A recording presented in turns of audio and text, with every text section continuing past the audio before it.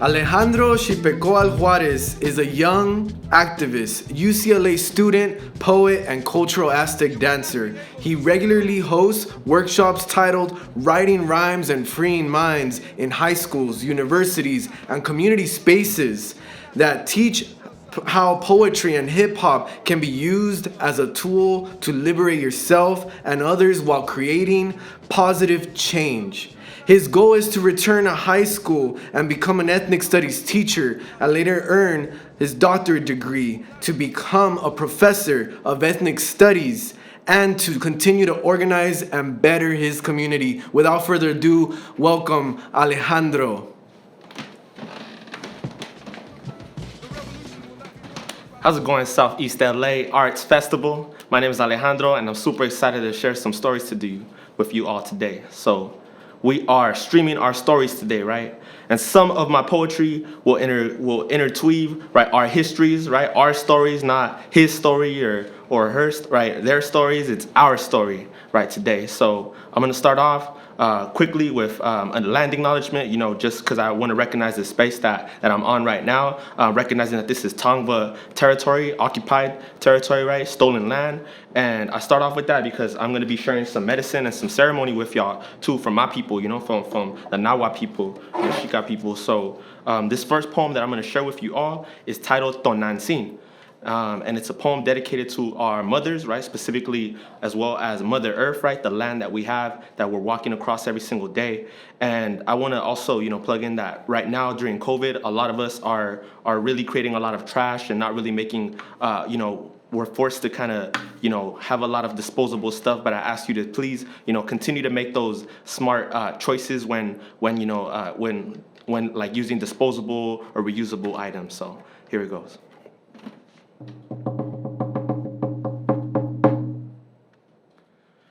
We Tonantzin, Tonantzin, we Tonantzin. We Tonantzin, Tonantzin, we Tonantzin. Ipaemo ani olototatsin, tlasukamatli Tonantzin. Ipaemo ani olototatsin, tlasukamatli Tonantzin. Danza azteca es mi vida, aprender sabiduría. Soy danzante por amor y nunca se me olvida. Le doy las gracias a mi jefe que me dejó en cargo de su gente. Que orgulloso estará cuando estará en mi clan con los otros generales y el Tata Moctezuma con Cuauhtémoc a su lado. Soy Xitpecoatl, un guerrero de Aztlán.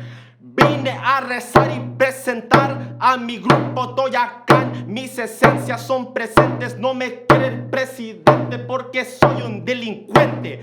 We Tonantzin, Tonantzin, we Tonantzin. We Tonantzin, Tonantzin, we Tonantzin. My Mother Earth is very hurt, how she sees her seas and pains, like the blood inside my veins, tainted full of nasty things. Her eyes drop acid rain, it's the pollution in the air, gunpowder, ethanol, greenhouse gases kill us all. When I take a breath of air, my lungs die slowly, is that fair? That's all the smoke that makes me hurt. Sure, she just a rocket dirt that gives us life and night for sure. Times wasted, never earned, I give thanks to Mother Earth. We Tonantzin, Tonantzin, we Tonantzin. We Tonantzin, Tonantzin, we Tonantzin. Ipaemo ani olototatsin, tlasukamatli Tonantzin.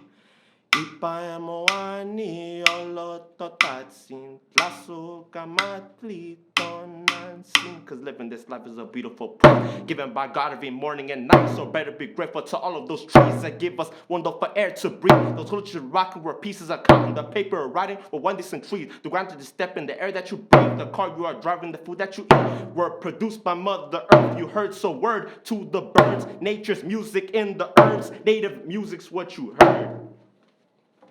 Thank you.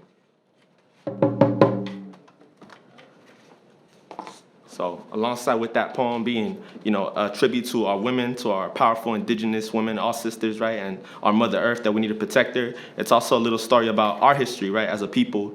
As you notice, the first poem, the first part was a song, right, in Nahuatl, which is the indigenous language of Central Mexico. And then the second part is in Spanish, right, the language that we learned, right, and then the third language is in English. So that process of that poem is basically the history, right, of indigenous people, of Latino people, right, of this land, right, how we went from learning our indigenous languages, whether it be, all the different variances that there is, to Spanish, to now English, right? So just paying homage to my ancestors, to the people that allowed me to be here in this step today, and allow me to tell my story and who I am today. So the second poem I'm going to share today is a poem, right, that's called The American Dream, and it has a question mark on it, right, question mark. And it's a poem dedicated to all the dreamers, to the original dreamers, right, to our parents, to my parents, to many of you, right, and here it goes.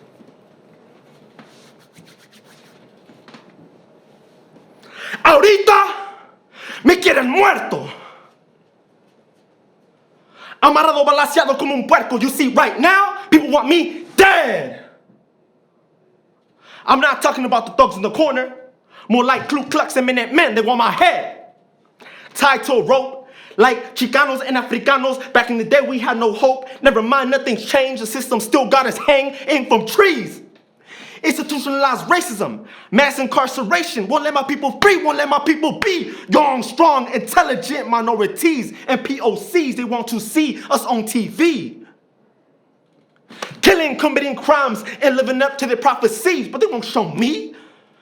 Do something positive and up in my communities and getting my degree. If you agree, then repeat after me and say, let me free. Let me free. Break these chains. Break these chains.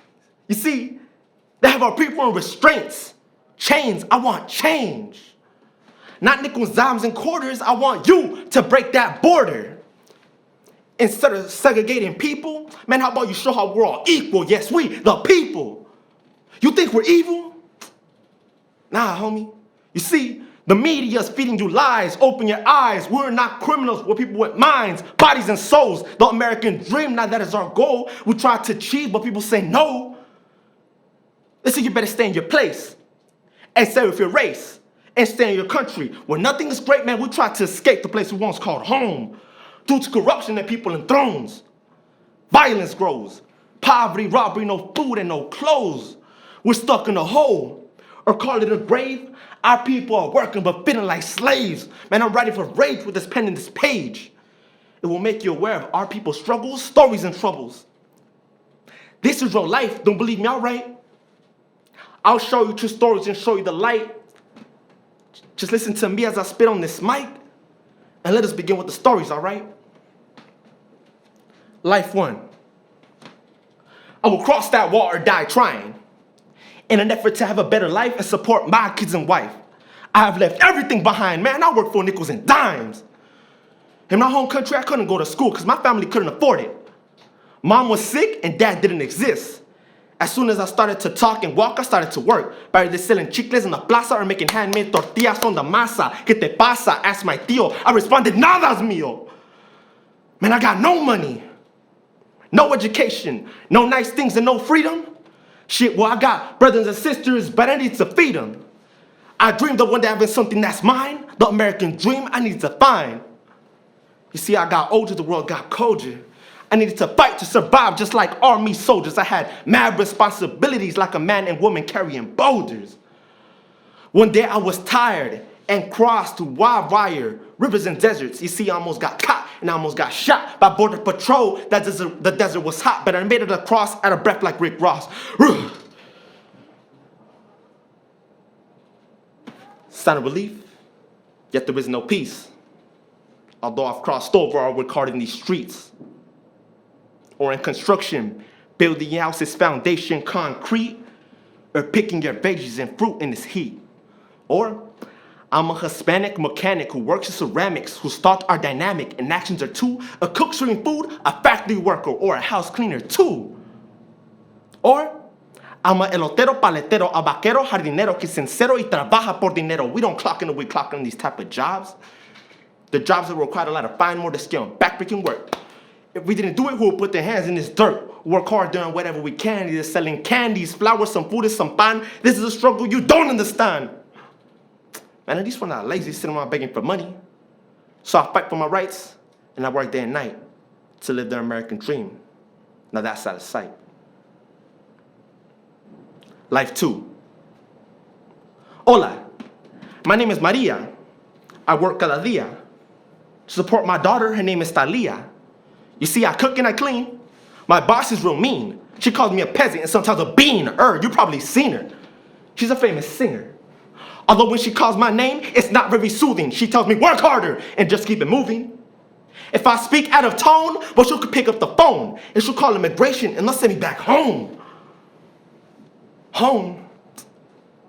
Man, I wouldn't call it that. You see, home was a war zone. A third world country dominated by monkeys, like Dawn of the Planet of the Apes. I had a little daughter and I needed to escape, dominated by a country full of anger and hate. I wanted to leave, but I needed to wait and raise 30,000 pesos. Then I finally did. I met a coyote. His name was Angel. He once was a soldier and fought in the war. He carried a pistol, tattoos, and a sword. You see, I loved him to death, but death came too fast. We were crossing the border when I heard a blast. He was shot in the chest by Minutemen men. My daughter and I had cried to the end. His last words were, I love you, and I will always protect you, my friend.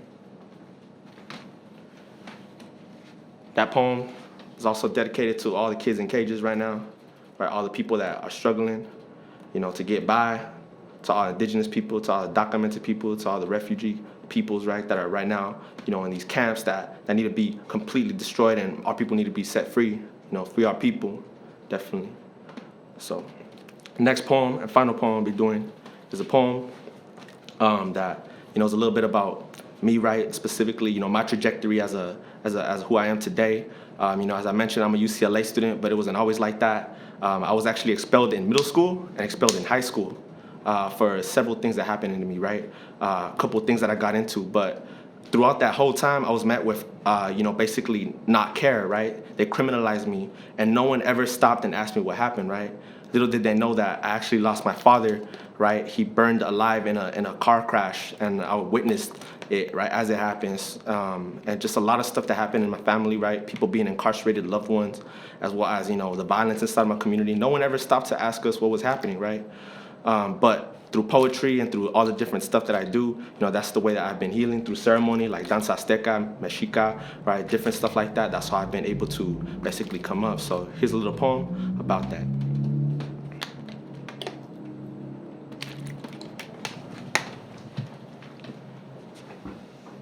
Man, they said I wouldn't make it to UCLA. I started off in LA, but I quickly earned the UC. You see, flip it, reverse it, tip it. The UC earned me.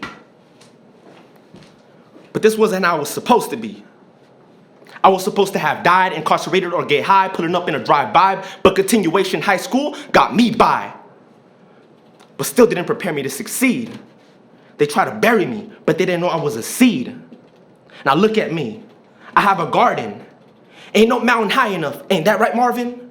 But now I'm starving. Or more like striking. UCLA Chicano studies got me fighting.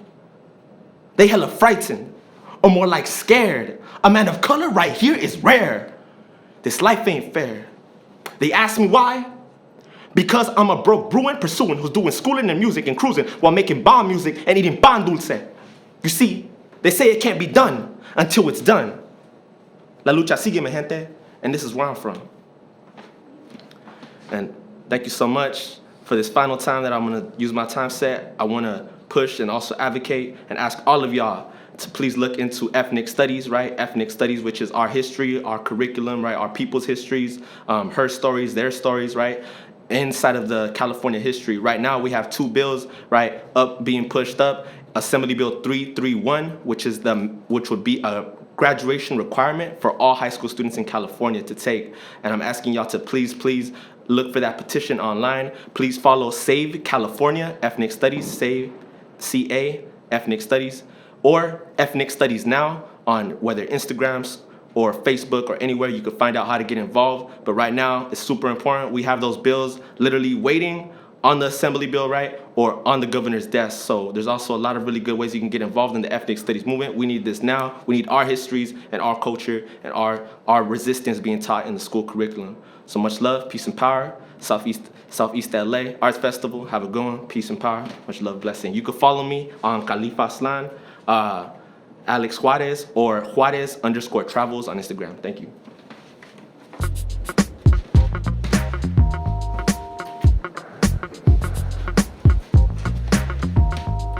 Wow, that was fire. Thank you so much to Alejandro Xitpecoatl Juarez. It was incredible to see you tonight. I hope you enjoyed that set. Amazing set.